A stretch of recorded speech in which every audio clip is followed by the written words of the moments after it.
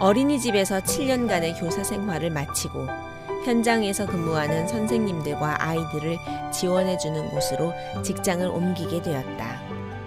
한 번은 해보고 싶었던 일이었고 누군가에게 도움을 주는 의미 있는 일이라 새로운 직장에 대한 기대와 배움에 대한 열정이 있었다.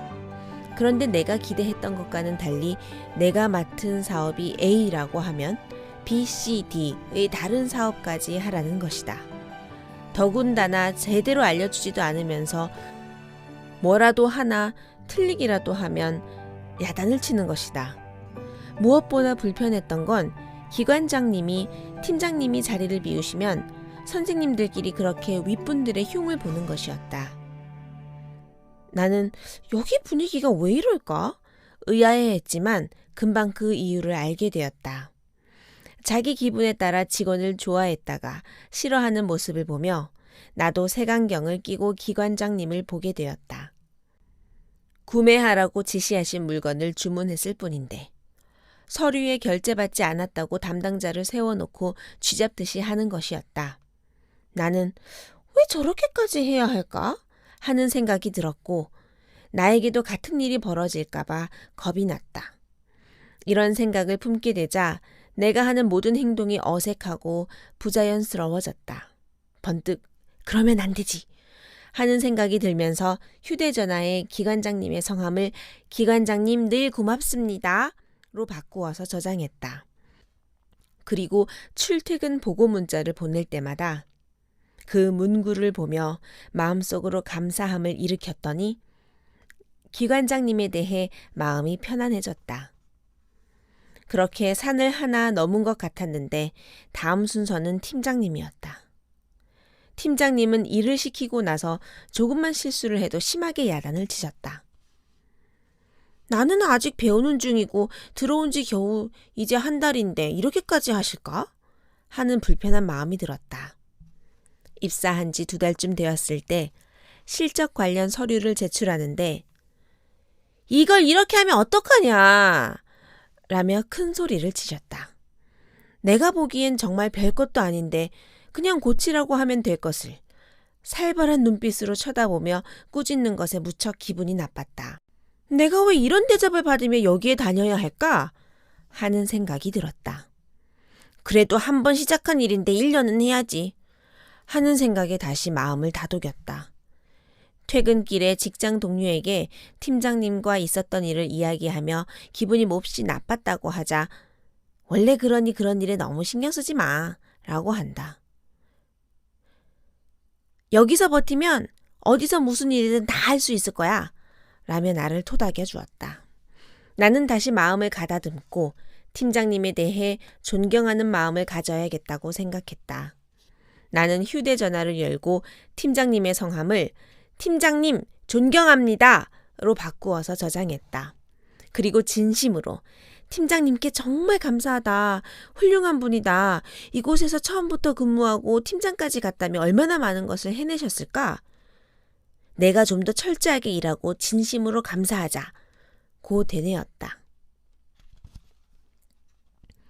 정말 생각을 그렇게 바꾸자 진짜 그분이 변화되었다. 예전 같으면 조그만 잘못에도 당장 뭐라도 부숴버릴 듯이 쳐다봤던 분이 응 그래 라고 하며 편안하게 말씀하시는 것이었다. 나뿐만 아니라 다른 선생님들에게도 전보다 편안하게 대화하시는 것이었다. 나는 역시 모든 분들에게 불성이 있어. 나만 잘하면 돼. 라고 마음을 가다듬었다.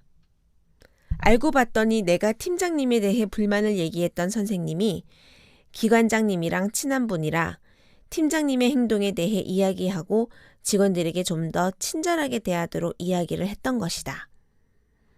나는 진심으로 감사하자고 결심한 것일 뿐인데 일이 자연스럽게 좋은 방향으로 처리된 것이다. 그 후로 지금까지 나는 팀장님을 편안하게 대하고 팀장님도 예전보다 나에게 훨씬 부드럽게 대해주고 계시다. 이렇게 넘을 산을 다 넘었다고 생각했는데 이번엔 사업 파트너가 기다리고 있었다. 그녀는 일을 늦게 처리하여 사업 기한 넘기는 경우가 많았고 자기 업무는 줄이고 나에게 많은 일을 주려고 했다.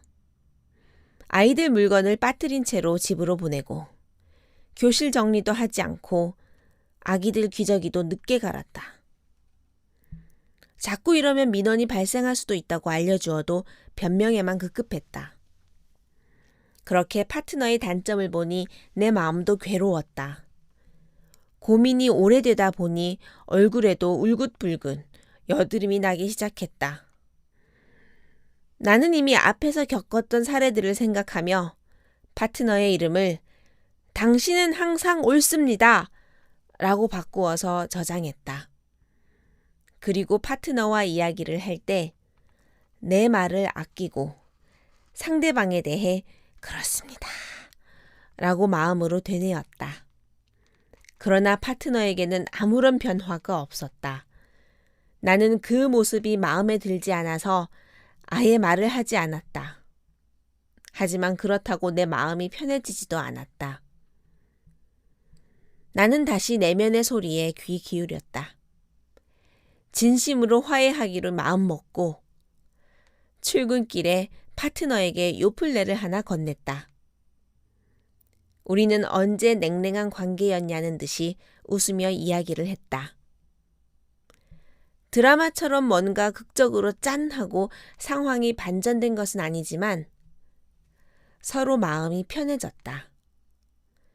눈에 보이는 대상의 불만을 느끼면서는 아무것도 개선되지 않는다. 상대방을 새로운 눈으로 바라보고 그가 완전하다고 선언할 때 모든 것이 변한다는 것을 새롭게 느꼈다. 온 세상 모든 것이 참나이며 내 마음을 깊은 내면으로 향하게 했을 때 참나의 기쁨을 체험하게 된다는 것을 새롭게 알게 되었다. 마음에서 진짜 해결이 되지 않으면 언제든 같은 일이 반복된다. 다 끝난 것 같다가도 나타나곤 한다. 그러므로 상대방을 완전한 존재로 선언하고 그것을 바탕으로 행동해야 한다. 이 세상 모든 분들은 나의 의식을 고양해주기 위해 나타난 고마운 분들이다. 참 나는 언제나 이분들을 통해 내가 지혜를 발견하게 해준다. 다음에 또 이런 일이 일어난다면 그때는 여유롭게 웃을 수 있을 것이다. 나는 가짜의 모습에 더 이상 속지